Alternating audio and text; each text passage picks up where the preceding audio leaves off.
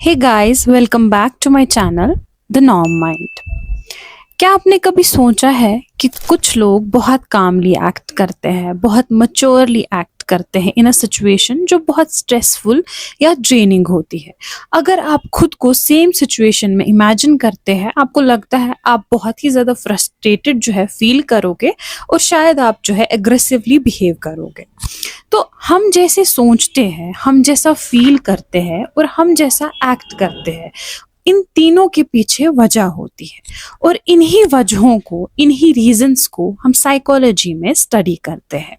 तो आज के इस वीडियो में हम चैप्टर 1 व्हाट इज साइकोलॉजी के कुछ टॉपिक्स कवर करने वाले हैं। So let's begin. पहला टॉपिक है वो है व्हाट इज साइकोलॉजी। तो किसी भी सब्जेक्ट को डिफाइन करना थोड़ा मुश्किल होता है। क्योंकि सबसे पहला रीजन ये है कि हर सब्जेक्ट जो है वो इवॉल्व होता है ओवर टाइम। वो जो है उसमें ओवर टाइम बहुत सारी चेंजेस आती है, उसमें ओवर टाइम बहुत सारी मॉडिफिकेशंस आती है। सबसे पहली चीज़ ये है। दूसरा जो रीज़न होता है वो ये होता है किसी भी सब्जेक्ट का जो फिनोमेना होता है, जो उस सब्जेक्ट में स्टडी होता है, वो बहुत डाइवर्स होता है। तो किसी एक डेफिनेशन में उस फिनोमेना का फिट होना थोड़ा मुश्किल होता है और सेम चीज जो है साइकोलॉजी के साथ भी होती है। नंबर 1, साइकोलॉजी भी बहुत ज्यादा इवॉल्व हुआ है ओवर टाइम। दूसरी चीज जो साइकोलॉजी में हम स्टडी करते हैं फिनोमेना, वो बहुत डाइवर्स है। दैट इज वाई साइकोलॉजी को डिफाइन करना थोड़ा मुश्किल है। तो अगर हम पहली बात करें साइकोलॉजी के ओरिजिन की, तो साइकोलॉजी जो वर्ड है वो उसका ओरिजिन 2 ग्रीक वर्ड से हुआ है। सबसे पहला वर्ड जो है वो है साइकी एंड दूसरा है लोगस। साइकी का मतलब होता है सोल एंड लोगस का मतलब होता है स्टडी।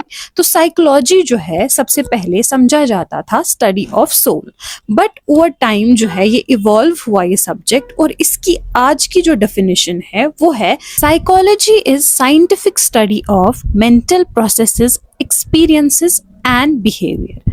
तो हम इन तीनों words mental processes, experiences and behaviour को इस वीडियो में ब्रेक डाउन करेंगे और हम इनको डिटेल में समझने की कोशिश करेंगे। सबसे पहले जानते हैं मेंटल प्रोसेसेस क्या होते हैं। तो मेंटल प्रोसेसेस जो है वो आपके माइंड में जो एक्टिविटीज होती हैं उनको कहते हैं। यानी कि अभी आप ये लेक्चर अटेंड कर रहे हो, you are trying to understand this, you are trying to grasp this, तो this is part of your what, this is part of your mental processes. ये जो मेंटल प्रोसेसेस हैं ये हमारे ब्रेन की एक्टिविटी में रिफ्लेक्ट भी होते हैं। से फॉर एग्जाम्पल आप कोई मैथ्स का प्रॉब्लम सॉल्व कर रहे हो, अगर हम उस टाइम पे जो ब्रेन इमेजिंग टेक्निक्स होती है, जैसे कि फॉर एग्जाम्पल ईईजी होता है, अगर हम उसका इस्तेमाल करें, हम उस टाइम पे ये भी देख सकते हैं कि आपके ब्रेन का कौन सा पार्ट जो है वो एक्टिवेट हो रहा है while you are solving that maths problem. जो हमारी ब्रेन की एक्टिविटीज होती है और जो हमारी मेंटल प्रोसेसेस होती है वो डिफरेंट होती है। जो मेंटल एक्टिविटीज होती है वो डिफरेंट होती है। ये इंटरडिपेंडेंट होती है, बट ये 2 अलग अलग चीजें हैं। जैसे कि जो हमारा ब्रेन है वो एक फिजिकल ऑर्गन है हमारी बॉडी में, लेकिन माइंड आपको कोई फिजिकल एंटिटी नहीं मिलेगी अपनी बॉडी में। जो आप मान लो हार्डवेयर एंड सॉफ्टवेयर, आप कंप्यूटर का हार्डवेयर जो है वो टच कर सकते हैं, फील कर सकते हैं, लेकिन जो उसका सॉफ्टवेयर है वो आप फील या टच नहीं कर सकते हैं। तो आप ब्रेन को जो है कंप्यूटर के हार्डवेयर के साथ कंपेयर कर सकते हो, और जो कंप्यूटर का सॉफ्टवेयर है उसको आप माइंड के साथ कंपेयर कर सकते हो। जो आपका माइंड है ना वो डेवलप होता है ओवर टाइम, जैसे जैसे आप एनवायरनमेंट के साथ इंटरेक्शन करते हैं, जैसे जैसे आपके एक्सपीरियंसेस जो है वो एक्यूमुलेट होते हैं। आपके एक्सपीरियंसेस से, आपके एनवायरमेंटल इंटरेक्शन से जो है हमारा ब्रेन, हमारा जो ये मेंटल प्रोसेसेस है, हमारा जो माइंड है वो डेवलप होता है। अब हम बात करते हैं एक्सपीरियंसेस की। एक्सपीरियंसेस क्या होते हैं? तो से फॉर एग्जाम्पल आप कुछ कुक कर रहे हैं first time in the kitchen, तो उस टाइम पे while you are cooking that particular thing, उस टाइम पे आप क्या सोच रहे हैं, क्या फील कर रहे हैं, वो आपके एक्सपीरियंसेस है। Say for example you are cooking something और आपको बहुत ही ज्यादा बोरिंग लग रहा है, आपको बहुत ही ज्यादा अजीब टायरिंग लग रहा है कि क्या काम है ये, कुकिंग, वॉशिंग यूटेंसिल्स, कितना बोरिंग है। तो वो जो आप सोच रहे हो, जो उस टाइम पे फील कर रहे हो, उसी को हम एक्सपीरियंस बोलते हैं। या फॉर एग्जाम्पल आप बहुत ही अच्छा फील कर रहे हो जब आप वो चीज़ पका रहे हो, आप बहुत ही अच्छे अच्छे चीज़ें सोच रहे हो, सपोज कि कितना ज़बरदस्त काम है, कितना मज़ा आ रहा है मुझे इस चीज़ को करने में, तो वो है आपका एक्सपीरियंस। जो हम करते हैं वो तो हमारा बिहेवियर होता है, लेकिन जो हम करते वक्त सोचते हैं और फील करते हैं वो हमारे एक्सपीरियंसेस होते हैं।